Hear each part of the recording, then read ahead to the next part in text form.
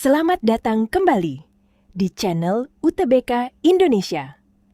Menghadapi seleksi masuk perguruan tinggi tentu memerlukan persiapan yang matang dan terarah. Oleh karena itu, pada video kali ini, kami akan menyajikan bedah soal dan pembahasan mendalam untuk ujian seleksi mandiri masuk Universitas Negeri Makassar. Kita akan menganalisis tipe soal terbaru berdasarkan kisi-kisi resmi agar Anda dapat mengukur sejauh mana kesiapan diri dalam menghadapi ujian nanti. Mari kita mulai pembahasannya. Soal 1. Perhatikan premis-premis berikut. 1. Semua calon mahasiswa Universitas Negeri Makassar yang memiliki tingkat literasi kritis yang tinggi mampu memvalidasi bias informasi dalam artikel ilmiah. 2. Sebagian peserta seleksi jalur mandiri Universitas Negeri Makassar mampu memvalidasi bias informasi dalam artikel ilmiah dengan sangat objektif. 3. Setiap individu yang tidak mampu memvalidasi bias informasi dalam artikel ilmiah dipastikan akan mengalami hambatan besar saat menyusun skripsi. Kesimpulan yang paling tepat dan mutlak secara logika adalah A. Semua peserta seleksi jalur mandiri Universitas Negeri Makassar yang mengalami hambatan besar saat menyusun skripsi memiliki tingkat literasi kritis yang rendah. B. Sebagian peserta seleksi jalur mandiri Universitas Negeri Makassar memiliki tingkat literasi kritis yang tinggi. C. Sebagian peserta seleksi jalur mandiri Universitas Negeri Makassar mungkin tidak mengalami hambatan besar saat menyusun skripsi.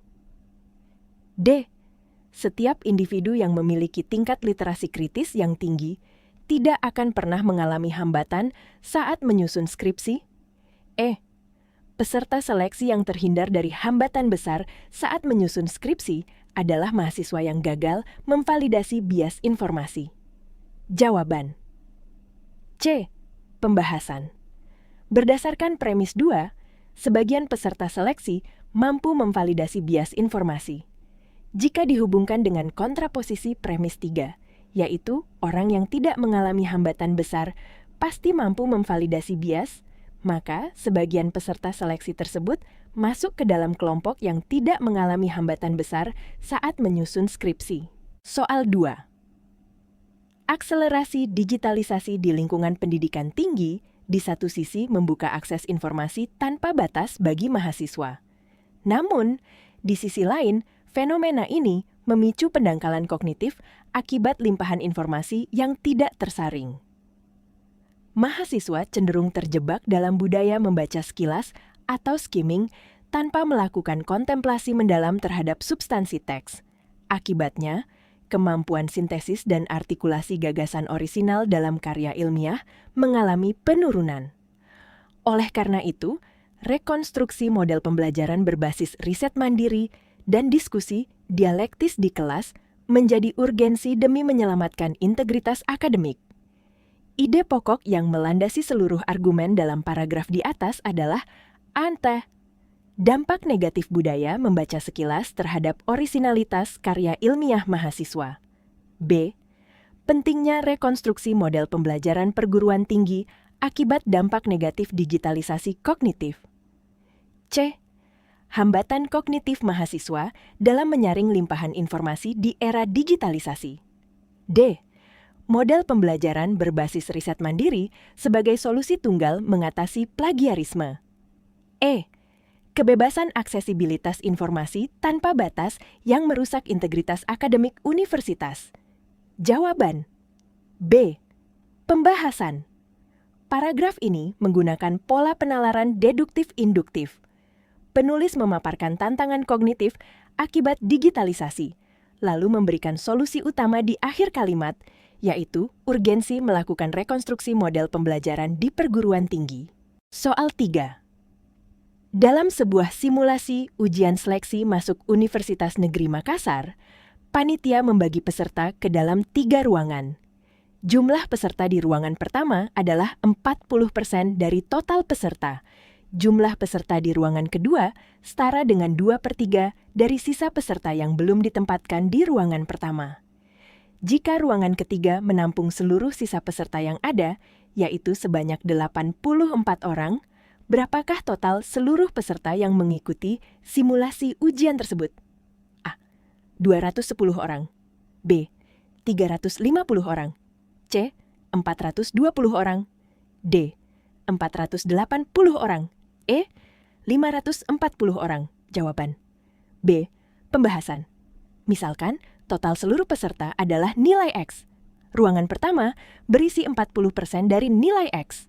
Hal ini berarti sisa peserta yang belum ditempatkan di ruangan pertama adalah 60% dari nilai X, atau 0,6X. Selanjutnya, ruangan kedua berisi 2/3 dari sisa tersebut.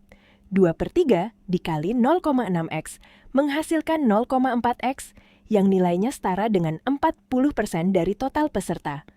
Untuk mengetahui isi ruangan ketiga, kita kurangi total peserta dengan jumlah peserta di ruangan pertama dan kedua.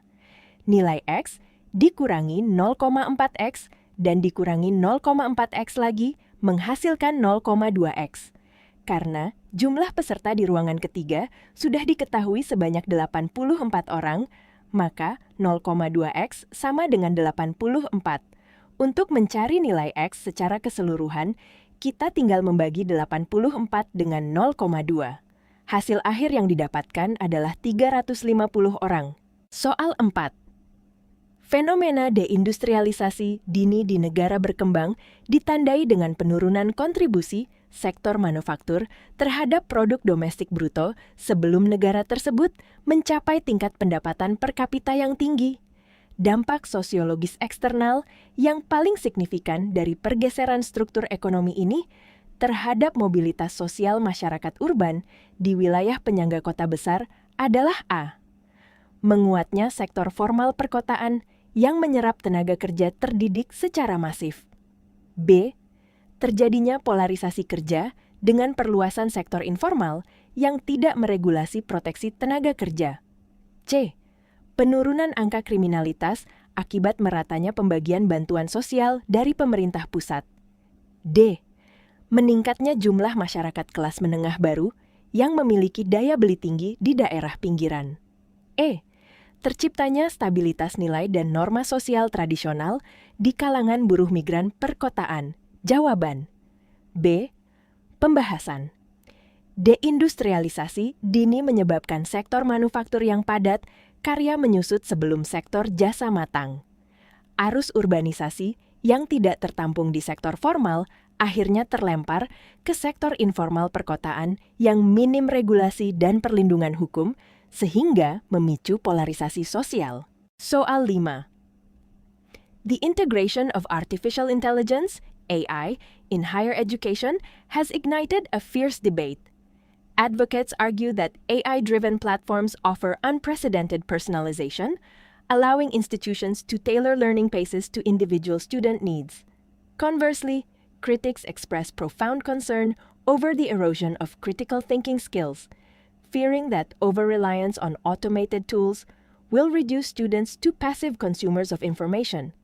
This pedagogical shift demands that universities carefully recalibrate their assessment frameworks to ensure that human cognitive originality is preserved. Based on the passage, what is the author's primary purpose in writing the text? A.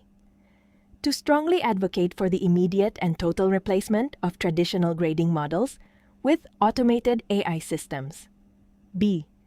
To provide a comprehensive, step-by-step guide on how universities can fully eliminate academic bias in data management. C. To analyze the dual perspectives surrounding campus digitalization and highlight the necessity of balancing technology with cognitive integrity. D. To critique the growing dependency of modern students on digital resources while praising traditional classroom environments. E. To dismiss the claims made by critics regarding the negative psychological effects of automated learning tools. Jawaban. C. Pembahasan. Penulis memaparkan dua sudut pandang bertolak belakang mengenai AI di kampus, advocates versus critics, lalu menyimpulkan di akhir kalimat bahwa universitas harus menjaga keaslian berpikir manusia mesti tetap cognitive originality. Jadi, tujuannya adalah menganalisis kedua sisi dan mengingatkan pentingnya menjaga integritas kognitif. Soal 6. Dalam ekosistem perairan darat yang mengalami eutrofikasi akut akibat limpahan limbah fosfat, terjadi lonjakan populasi alga atau blooming yang masif di permukaan air. Ditinjau dari prinsip transfer energi ekosistem, dampak berantai jangka panjang yang paling merusak terhadap organisme heterotrof di dasar perairan atau zona profundal adalah A. Penurunan drastis kadar oksigen terlarut akibat proses dekomposisi biomasa alga yang mati oleh bakteri aerob. B. Peningkatan efisiensi transfer energi pada rantai makanan di tingkat konsumen sekunder secara global. C. Peningkatan penetrasi cahaya matahari yang mempercepat laju fotosintesis tumbuhan di dasar air. D. Penurunan populasi bakteri pengurai karena melimpahnya sumber makanan organik di seluruh zona. E. Terjadinya akumulasi energi kimia yang stabil sehingga memperkaya keanekaragaman hayati perairan. Jawaban A. Pembahasan. Blooming alga menghalangi cahaya masuk menyebabkan tumbuhan bawah mati. Saat alga permukaan mati massal dan tenggelam, bakteri aerob mengurai biomasa tersebut. Proses dekomposisi ini menghabiskan oksigen terlarut atau anoksia, sehingga organisme heterotrof seperti ikan dan fauna dasar mati massal. Demikianlah pembahasan mengenai prediksi soal ujian seleksi mandiri Universitas Negeri Makassar untuk pemantapan materi Anda. Bagi Anda yang ingin menguji kemampuan lebih lanjut dengan ribuan paket soal simulasi terlengkap, silakan akses website resmi kami di utbk.or.id sekarang juga. Jangan lupa untuk mendukung channel UTBK Indonesia dengan cara memberikan like, share, dan subscribe. Terima kasih atas perhatian Anda, selamat berjuang, dan sampai jumpa di Kampus Impian.